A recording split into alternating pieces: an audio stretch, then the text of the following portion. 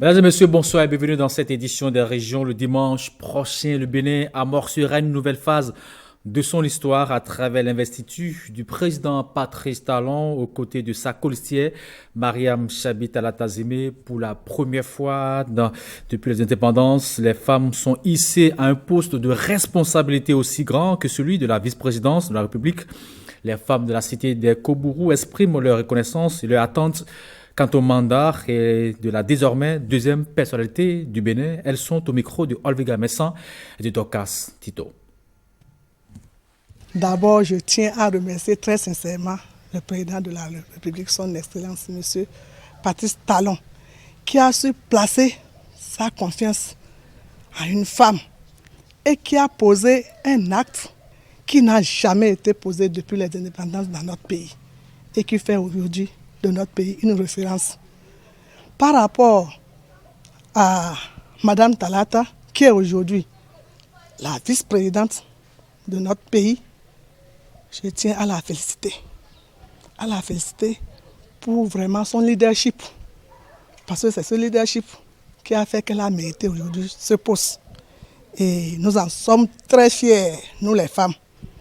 La gente féminine a été honorée et nous attendons beaucoup d'elle. On sait qu'elle en a la capacité. Elle était au niveau du vote, au niveau de l'Assemblée nationale, elle est maintenant au niveau de l'exécutif. C'est vraiment le développement et c'est là où les décisions sont prises par rapport aux actions importantes qui sont menées au niveau du pays. Donc je pense qu'elle peut réellement, c'est un niveau où elle est et elle doit pouvoir, par sa présence, qu'on comprenne que la femme est là et la femme a besoin d'être éduquée, la femme a besoin d'être formée, la femme a besoin d'avoir la formation professionnelle qu'il faut, elle a besoin d'être autonome pour qu'elle puisse réellement jouer sa partition par rapport au développement du pays. Je pourrais par exemple proposer qu'il y ait une plateforme de femmes pour des décisions beaucoup plus concrètes et régulières et sortir des propositions et soutenir ces propositions-là, que ce ne soit pas chaque fois au pif. On a des idées ici, on a des idées par là, mais aujourd'hui avoir une femme au niveau des prises de décision à ce haut niveau-là, qu'elle puisse accompagner et propulser des décisions, je crois que ce serait important pour nous. Et ensuite, qu'elle puisse aussi impacter sur la jeune génération, le mentorat. Elle peut bien jouer ce rôle de mentoring pour permettre à la jeune génération féminine de donc voir un lendemain meilleur sur le plan politique et dans l'arène des prises de décision. Il y a microcrédit. Parce qu'au microcrédit, la femme a besoin de petits moyens pour faire son petit commerce. Et le microcrédit qu'on a, c'est 50 000. Je voudrais qu'elle essaie de revoir le microcrédit à 100, voire même plus. Au niveau de l'éducation, elle peut faire beaucoup. Au niveau de la promotion de la femme, à travers les activités génératrices de revenus, un certain nombre de secteurs où les femmes sont beaucoup plus dynamiques. Elle doit pouvoir faire le plaidoyer, qu'on sente effectivement qu'elle ne soit pas seulement là comme figurante, qu'on sente. Je compte beaucoup sur elle puisque c'est une femme que je connais, je sais qu'elle est capable. Et qu'à travers sa présence aux côtés du président de la République, qu'on sente que les gens reconnaissent à la femme aujourd'hui le mérite, parce que la femme, elle est partout dans tous les secteurs de la vie. L'autonomisation de la femme béninoise, surtout les femmes analphabètes, mettre un système en place pour pouvoir les insérer dans la société, pour pouvoir leur permettre de pouvoir mener à bien leurs activités économiques. D'une personnalité à une autre, Pascal Essou est le nouveau médiateur de la République. Mais pour ceux qui ne connaissent pas l'homme, de quel bord politique est-il et que sait-on de lui? Ghislain Pouguet a tenté de nous faire un petit portrait. Voici son élément. Je jure. Celui qui désormais enfile le costume du médiateur de la République est originaire du département du Koufo, de la commune d'Aplahoué. Opérateur économique à l'origine, il a un passé d'homme politique pas négligeable. Ancien membre du parti Foscori pour un Bénin émergent, ancien député élu sur la liste du même parti dans la 11e circonscription électorale, ancien président d'honneur de l'ex-parti politique NAPED, Il a fait le choix de l'actuelle mouvance présidentielle dès août 2017. Il intègre alors le bloc républicain où il est membre du bureau politique national. Ceux qui le connaissent parlent de lui en homme de dialogue et d'expérience, affable.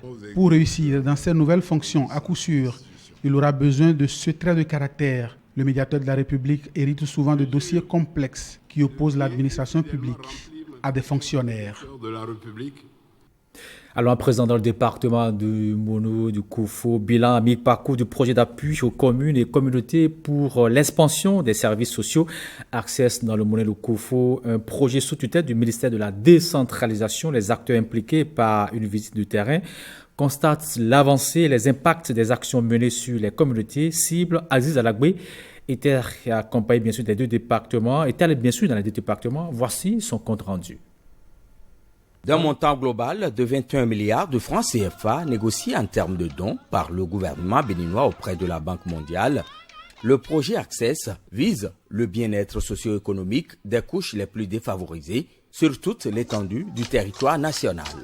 Entre autres actions menées pour y parvenir, la réhabilitation des pistes rurales avec une haute intensité de main-d'œuvre impactant le revenu des populations locales. Le but ultime du projet, c'est d'améliorer de façon sensible, profonde et durable les conditions de vie de nos bénéficiaires.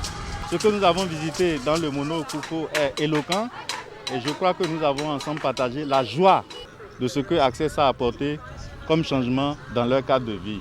Les communautés cibles en témoignent, mention spéciale à l'accompagnement des cantines scolaires. Ce projet évolue bien. Après, vous avez vu ce qui est installé ici, implanté pour nos enfants. Nous remercions le gouvernement qui a su négocier ce vaste projet. Merci à la Banque mondiale, merci au gouvernement. Nous lui demandons de continuer, de poursuivre donc les actions afin d'accompagner le développement au niveau local. Le gouvernement a vu juste pour avoir donc instauré ce programme-là qui aujourd'hui est en train de battre vraiment son record.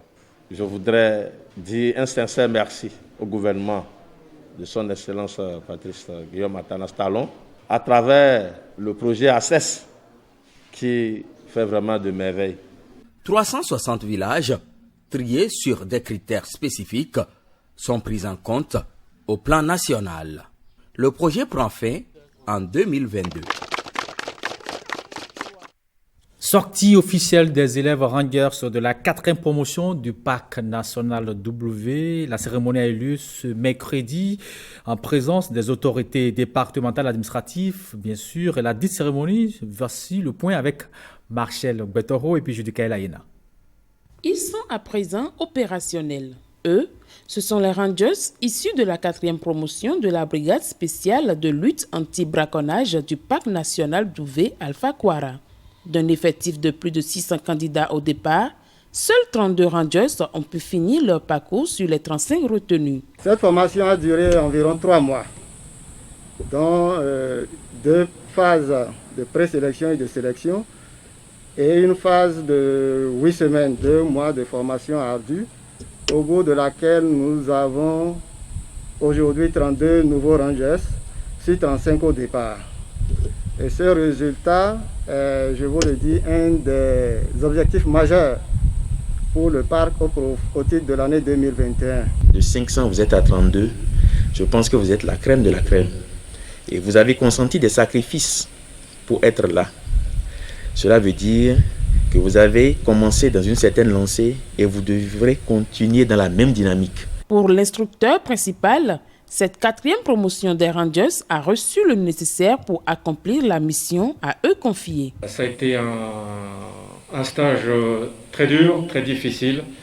Les gars que vous avez en face de vous ont atteint tous leurs objectifs de formation et pourront être employés à bon escient par l'équipe opérationnelle du parc. Le porte-parole des récipiendaires a préféré les actes aux paroles. Les Rangers se sont désormais commis à leur tâche, assurer la sécurité et la sauvegarde du parc Alpha Kwara du Bénin. De quoi protéger la faune et la flore de ce côté. Parlons maintenant d'un plus reportage. Japan Motors, une entreprise de référence dans la distribution de véhicules au Ghana, a ouvert son showroom ici au Bénin. Le groupe a procédé à l'inauguration de son centre de distribution désormais implanté ici à Cotonou. Voici le plus reportage signé par Fifame Salmatadji et Rodrigue Blondoumé. Déjà présent au Ghana, au Mali, au Togo et au Sénégal, le groupe Japan Motors continue sa course à la conquête du marché ouest africain. Le Bénin est désormais la nouvelle cible de cette compagnie de référence dans la distribution de véhicules. L'ouverture aujourd'hui de la nouvelle succursale de Japan Motors au Bénin est la suite logique de l'expansion régionale d'une entreprise solide qui existe depuis 1965, fondée au Ghana par les frères Salem et Soubi Kalmouni. Japan Motors n'a eu de cesse de croître en s'appuyant sur des marques comme Nissan, Mercedes, Peugeot, Citroën, Foton et Yamaha. Japan Motors Bénin propose à sa clientèle plusieurs gammes complètes de véhicules commerciaux et professionnels de dernière génération à des prix abordables avec la garantie d'un excellent service après-vente.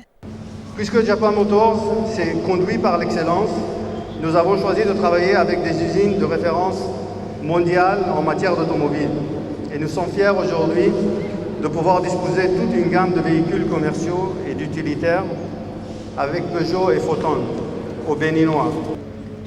Nous sommes également les distributeurs exclusifs de Yamaha motocycles, moteurs marins, pompes à eau et de générateurs au Ghana, des camions Foton au Ghana, le Mali, le Togo, le Sénégal et aujourd'hui au Bénin, ainsi que les pneus Lassa dans tous les pays où nous sommes implantés. Japan Motors dispose aussi d'ateliers primés, des pièces et des accessoires d'origine dans tous nos succursales.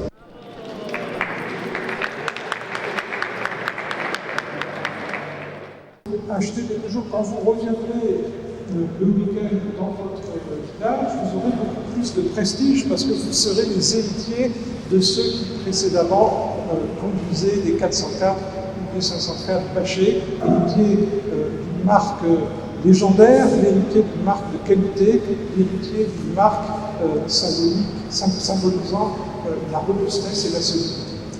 Le nouveau showroom de Japan Motors est situé au quartier d'Andji à PK5 sur la route de Porto Novo. Avec Japan Motors, conduisez avec aisance en toute sécurité.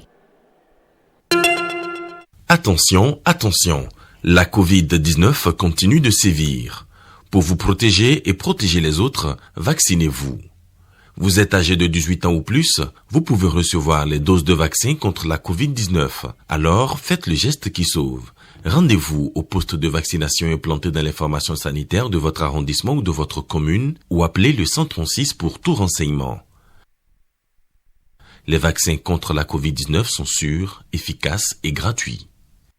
Pour tout savoir sur l'épidémie du coronavirus au Bénin, rendez-vous sur le site web www.gouv.bj/coronavirus. Ceci est un message du gouvernement de la République du Bénin. Voilà qui vient boucler cette édition des régions retrouvées à 20h Kouroustaboulaye, puis à 23h30. Et bien, Kaka Diaoudé, d'ici là, portez-vous bien déjà. Bonne fête à vous tous.